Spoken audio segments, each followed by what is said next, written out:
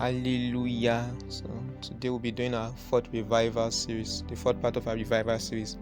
We'll be talking about the peculiarity and specificity of your build up. The peculiarity and specificity of your build up. Focal point of discourse would be from the story of the 10 virgins, of whom 5 were wise, as the Bible recorded, and 5 were foolish. Amen. So the story is captured in Matthew 25, verse 1.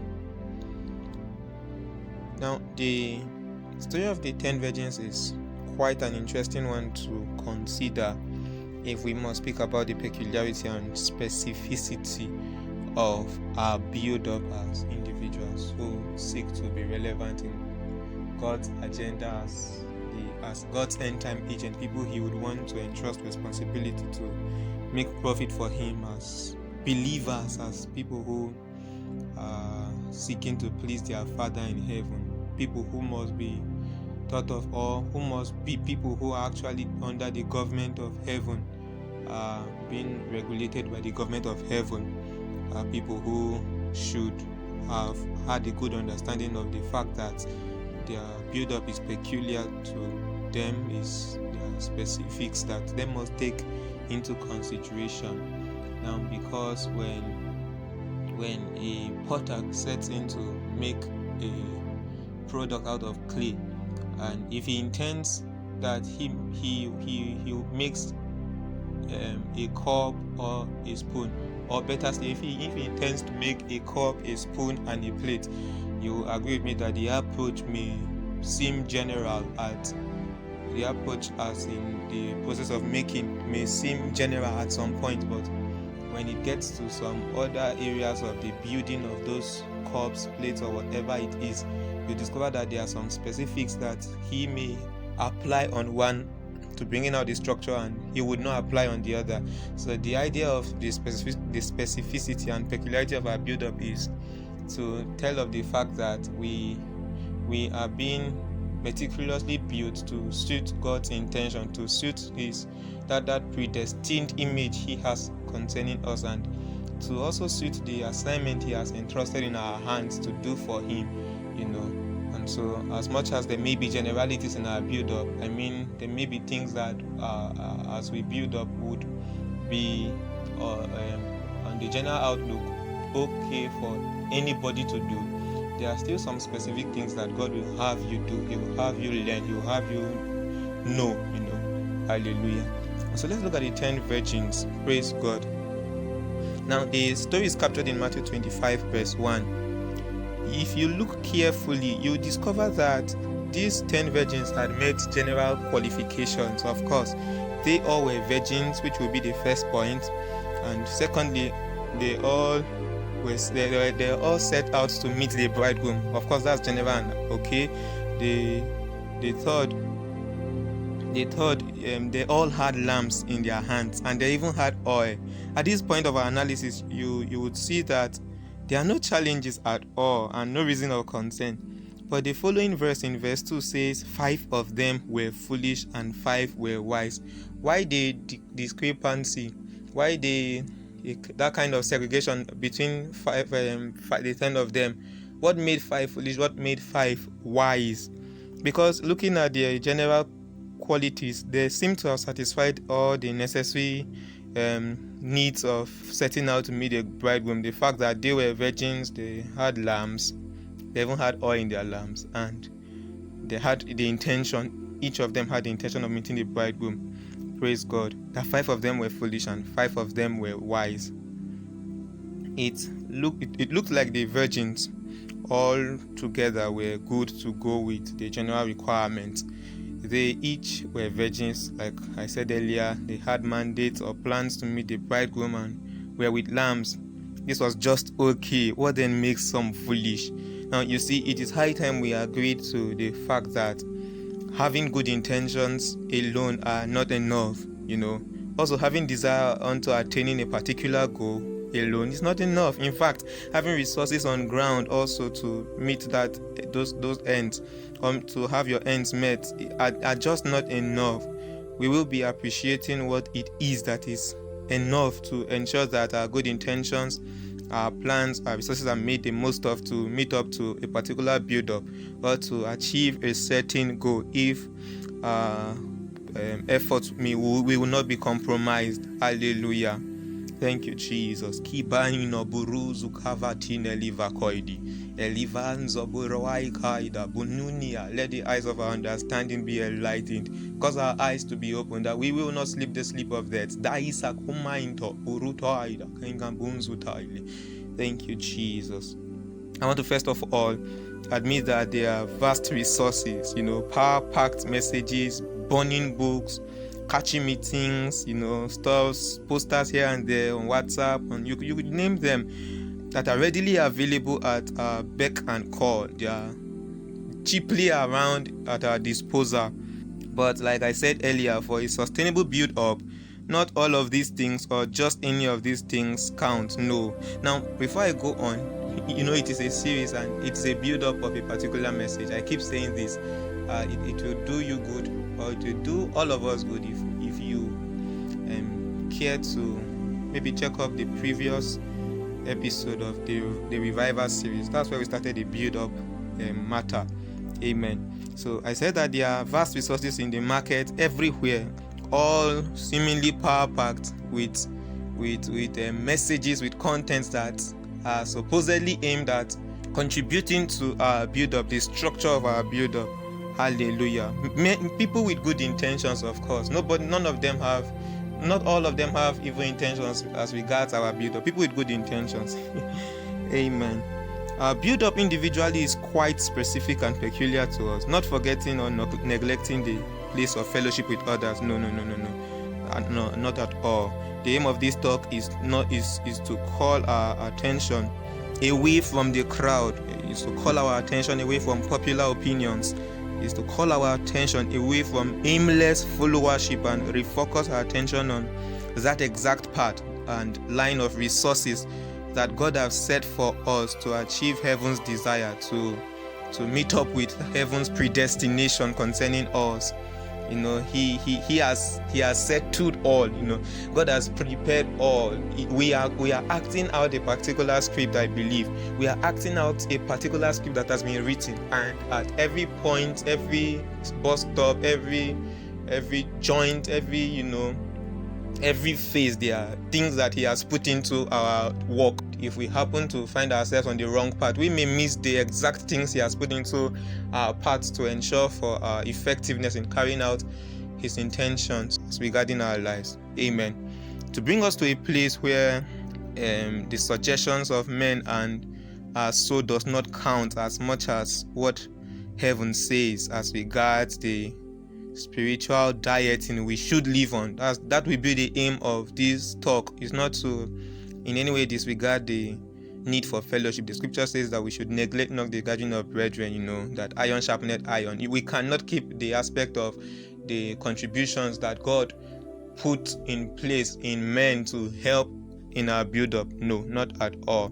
The aim is not to in any way keep the contribution of men aside. I'm repeating that. Hallelujah. Now, even Samuel needed an Eli, at a certain point in time, where he was finding it hard to hear the voice of God. You see, I believe that people who have given their life to Christ and are growing up need such kind of followership, follow up, mentorship, guidance, so that they would appreciate their stand. Praise God. Hallelujah.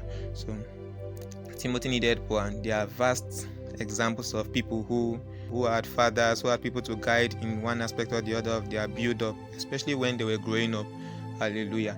But if we must heal that dislocation that our generation suffers, that dislocation from the heart of God and heaven speakings, if we must heal that dislocation, then this talk must be made to resound in our hearts over and over again. Hallelujah. There is an obvious dislocation that must be healed in our generation. Praise God. We have men today who are comfortable leveraging on what God has told others about their lives and are not willing to find God's will for themselves. They are not willing to seek out the voice of God for themselves. We have people today who are escorts, they are accompanying others blindly. They are accompanying people who have discovered their own paths heaven have laid for them, and them themselves, they only remain escorts with no destination in view. People who are all out for a word of prophecy, amen, which is not bad, it's okay, very, very important. They are all out for a word of prophecy upon their lives, else God have not spoken. This is not bad at all.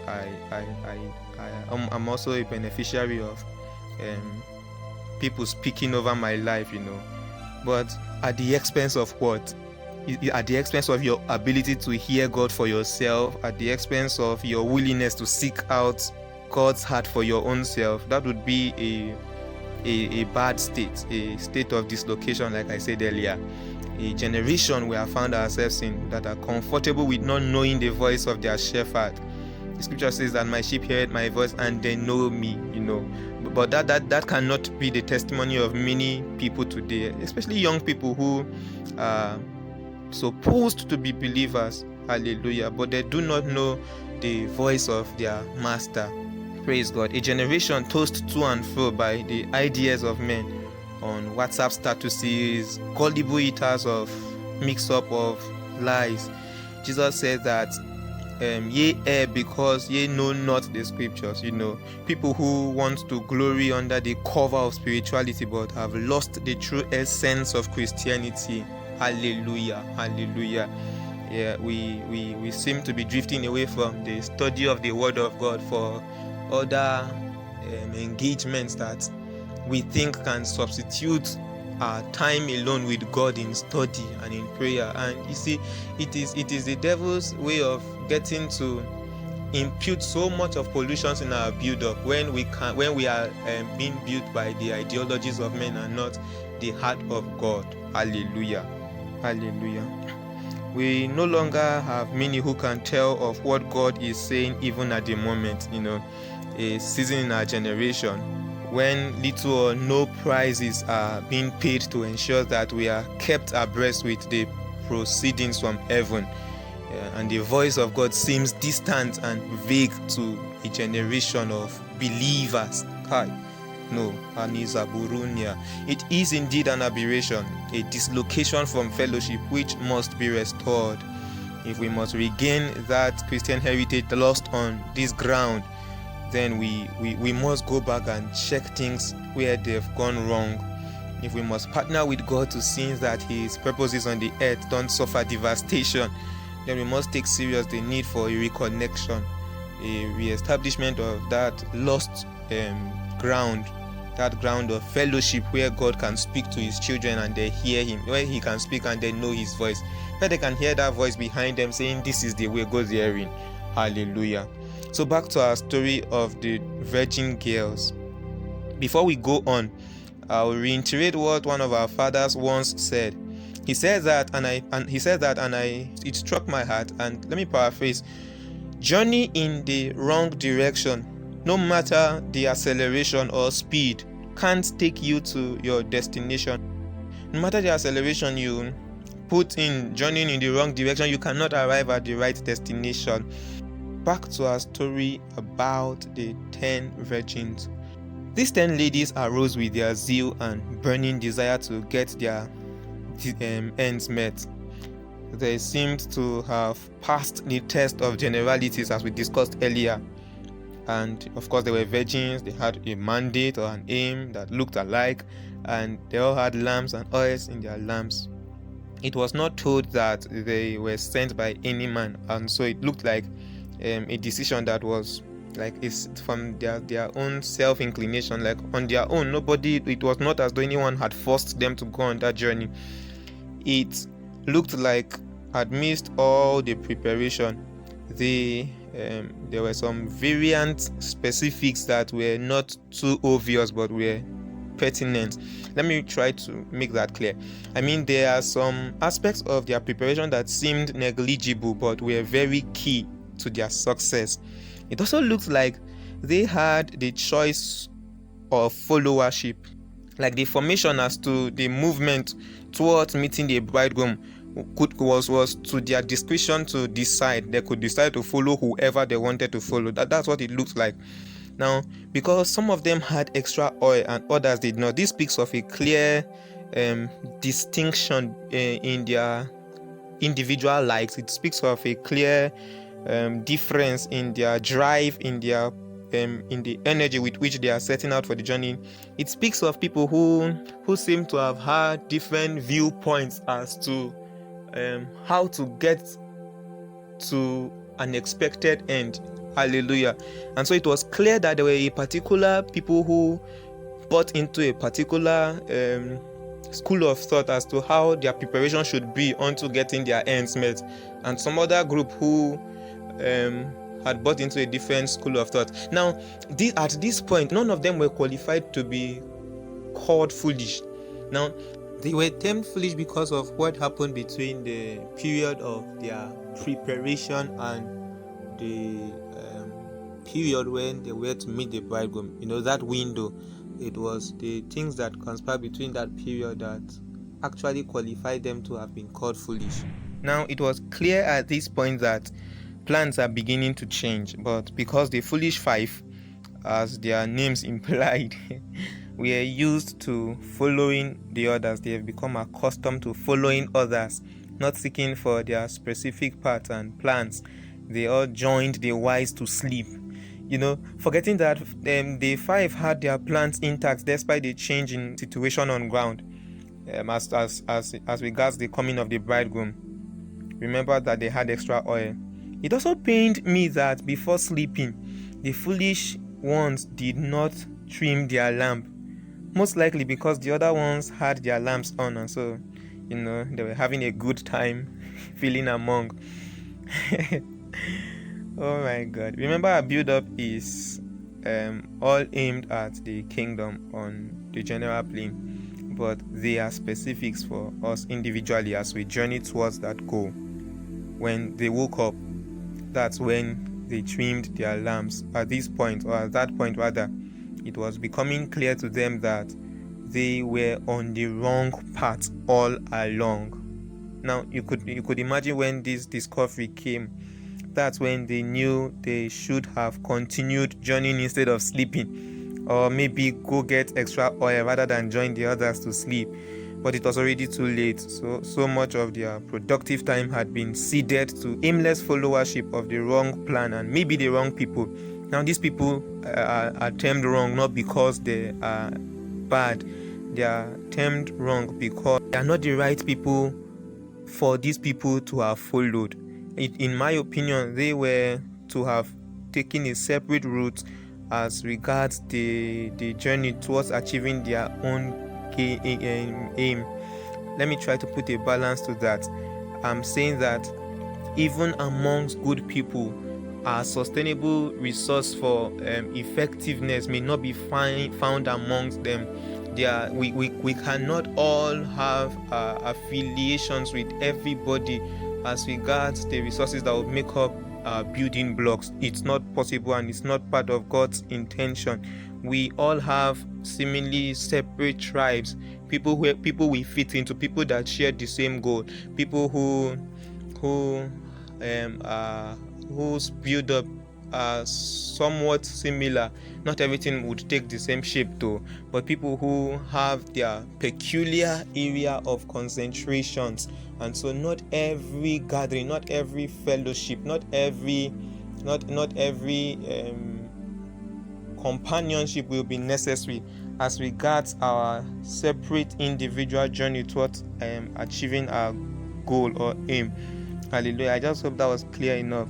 They all had good intentions and aims and goals. The area of concern and trouble is what happened between their intention and the expected aim or goal. Hallelujah. Now, that's where we will try to consider as we relate to the specificity and peculiarity of our build-up. Now, what happened between their intention and the expected end or goal. So that's where we'll consider.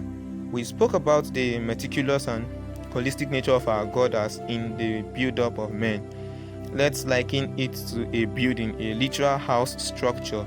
you will discover that after the foundation is being laid, blocks are built upon in somewhat a circular pattern, level by level, layer after layer. You hardly will see a particular portion of the entire structure higher than another. It's usually from one level to another. We also consider the Ark of Noah. That's in previous broadcast, and we said that God was as much as careful to mention the materials that were to be used for the build up of the ark. The same way God builds his children, he has a plan laid out already. He has a path laid out for you already. He has placed friends, mentors, materials, messages at various strategic points and seasons in your life already. And if we must build according to his plan, then it must be that we are at different points in our lives as we walk with God. It's expected that we stumble upon these people, materials, mentors, and those things he has placed in our hearts. He has placed in us his spirit to guide us into all of these realizations. He said that the Spirit of God will teach us all things and will guide us. He will guide us into all truths. And so our journey with God, our journey unto growth, maturity, and even responsibility is not without a reference. No, it's not without a tour guide. As much as it is a journey of faith, he has laid on our paths specific resources and persons and materials he desires are part of our build-up. And so our build-up will only be according to pattern if we are faithful to these resources he has laid on our paths. Hallelujah. As we start out and journey, he may have us learn by means of a physical mentor, discipler, or teacher, even as the Holy Spirit leads us on as well. The Holy Spirit of God within will prompt you on what steps to take. What steps to take next. You may need a mentor, a friendship figure to help to confirm and catalyze your actions or moves. God will make all those things available if we are faithful to the path he has placed us. If we are not just careless followers of just anybody, anything. I know there is a pressure that was supposed to be a positive pressure, but has painfully turned to be a negative pressure because the enemy has capitalized on it. A pressure that should have made people to become better people, it has turned to a pressure that has made people to feed from just nonsense to prove a point, to also sound spiritual, to also feel among. The devil has capitalized on the availability of resources. There are books anywhere, there are messages just anywhere that people can listen to and sound spiritual and heavy and brotherly or sisterly. But we will have to stay back with God and find our paths. Hallelujah. Thank you, Jesus. Thank you, Jesus.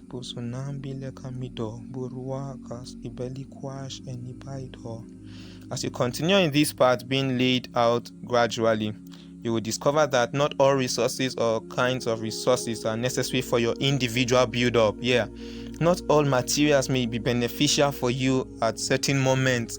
You will also discover that the emphasis of God as to who, that's which minister or preacher you should listen to at certain seasons will change.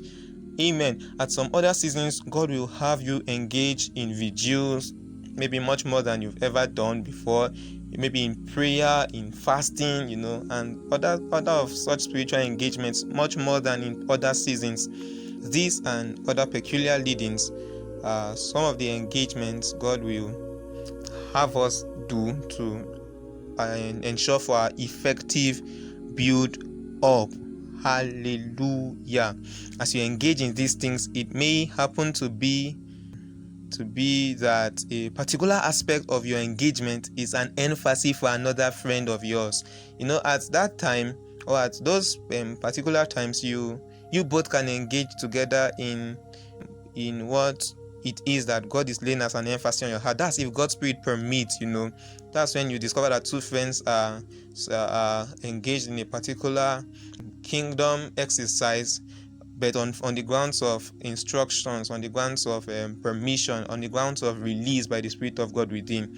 He will introduce you to friends, to friendships, and new outlets of like-minded people who will help charge you up iron sharpened iron, like the French sharpened the countenance of another, and make you see hopes in your future ahead of you, thus adding relevant resources to your build up.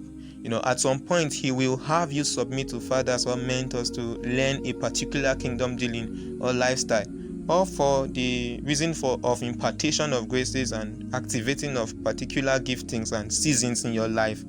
These and many more are some of the things you may bump at as you decide to walk with the Holy Ghost, and not just run by the force of the multitude or the pressure of aimless people without a destination. That's if you must fulfill destiny. Hallelujah. These arrangements and provisions will not show up alone. There will be an assortment of other good-looking, interesting, and catchy options sponsored to make you drift from the right path, but keep faithful to the leading of God's Spirit. Some of these options may not be bad, but are not necessary for your build up or may not be necessary for your build up at the moment. Hallelujah. There will be moments that may look uninteresting, the periods within your build up in that right path that may look uninteresting, moments that looks too long or delaying, seasons of teachings that may not be so attractive. But if God has led you on to such, then don't be discouraged. Just go on. It may even be a friend that has personality issues he has brought your way up to your path, or a mentor that seems to be temperous. But God has a resource here. He seeks to add to your build up via that avenue, as in that person or that mentor. Hallelujah.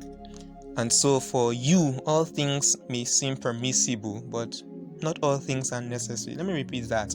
That for you, okay, I think these are the words of Paul. That for you, all things may be permissible, but not all things are necessary. You see. And so you'll not let yourself to be enslaved by nothing at all. Now keep faithful to that path God has laid for you, which may involve discipline. Keeping faithful to that path will obviously involve discipline. Paul told us of his endeavor as to putting his flesh under subjection in order to keep in sync with the will of God, so that he will not be cast away. The Holy Spirit of God remains that guide that will lead you on the right path. Scripture says, I think in Job, that there is a spirit in man, and the breath of the Almighty giveth him understanding. The Holy Ghost would light your path. Hallelujah. Hallelujah. Don't lean on your own desire to achieve or set out on any escapade or venture, because in fact the scripture says that there is a path that seemeth right unto a man, but the end is destruction. Please don't lean on your own desire to achieve any venture on your own. As much as intelligent as you may be, you may even be, whatever you are, however you may see your build up, whichever abilities you may have that seem to be an edge, at no point should you lean on your own understanding as regards your build up. Sometimes we feel intelligent enough to think we know what we need next. You don't know what you need next. I repeat, you do not know what you need next. Hallelujah. You may think because another brother is engaged in a series of teachings as regards fasting, prayer that seems fireful, that may be the emphasis of God's kingdom for you, and that will be wrong. Maybe that may be the moment that God would want you to sit under a teacher that is a preacher of healing to the soul. Those teachers that may not seem charismatic or energetic, they just talk calm and cool, and they're talking about love, they're talking about humility. Those may be the resources God may have you feed on at a particular moment. Amen. And so if we lean on our own understanding, we may end up in disaster. Hallelujah. Let's not be aimless and gullible followers of the multitude. Let's seek out what God will have us do from time to time, and stick to his will, to his dealings, to his leadings, to his biddings. Hallelujah. Well, I'm of the opinion that we get to appreciate fundamental matters as we grow up spiritually, as we build up, matters of salvation, subjects of redemption. We get to know the Holy Ghost, appreciate his dealings. We know about the kingdom of God. We appreciate the need for study of the word of God and prayer as we build on gradually as individuals or even corporately. Hallelujah. I also like to reiterate what one of our fathers said. I'll paraphrase that you may give a baby milk and you do that baby good, but it's suicidal to feed a baby with bones. You see, as we seek to add relevant resources to contribute to the building of ourselves or even others, we must also be mindful of the fact that strong meat and milk in this kingdom are not administered the same. Amen. That strong meat and milk in this kingdom are not administered the same. They are administered differently. Amen. That there's a scripture that says strong meat is given to those who by means of exercising, they have been able to exercise their spiritual senses to decipher between good and evil, something like that. Strong meat is administered differently, and at several points you discover in the New Testament how Paul spoke exclusively about the variations, the differences between spiritual babes and the matured. People who cannot feed on strong meat, people who are best fed with milk. At some point, there was this complaint, or better, an outcry that you ought to have been teachers now, but you are only suited for feeding on milk. And so it's a good picture to tell that at several points of our growth, the kind and quality of meal, spiritual meal that should be taken in differ. Hallelujah. And so you will need guidance as in spiritual heads to help strike a balance to this regard as we build up in our individual lives and corporately. Hallelujah. Now, from all we've said, it will be likened into a school of the Spirit, with syllabus laid out and lectures to fulfill, with exams to write and promotions to be given. A school where entry into another level for a higher level of knowledge or a higher degree of information and learning is not by chance. You merit it, you qualify for a next level. It will be likened to a school that builds up the students to becoming an effective workman that needs not to be ashamed. A school that equips the minister for the ministry. A school that makes the fisherman a fisher of men. A school whose curriculum is as though for a lifetime. This is the school I'm speaking of. God's end-time agents will have to submit to the leadership of this school and have themselves equipped at every level for kingdom impact. Hallelujah. Now before we pray, permit me to use the words of Peter in 2 Peter chapter 1 verse 10. Therefore, believers, be all the more diligent to make certain about his calling and choosing you. Be sure that your behavior reflects and confirms your relationship with God. For by doing these things, you will never stumble in your spiritual growth and will live a life that leads others away from sin. A lot of confusions, I tell you, have eaten into the fabric of Christianity today. And if these confusions, have measured Christianity, delays, stunted spiritual growth, spirituality with no evidence, if these conditions will be done away with, then we must have men rediscover their path and walk therein. That's where you would find enough nutrients in your specific diet. Yes, it's on your exact path you will find healthy vegetables rather than junks. It's on that path, on your path, you would find the bountiful resources of God to ensure for your effective build-up without defect. Amen. On any other path, you may be feeding on feces rather than eating things that would add value to you. And God will help us. The Holy Spirit will lead you on.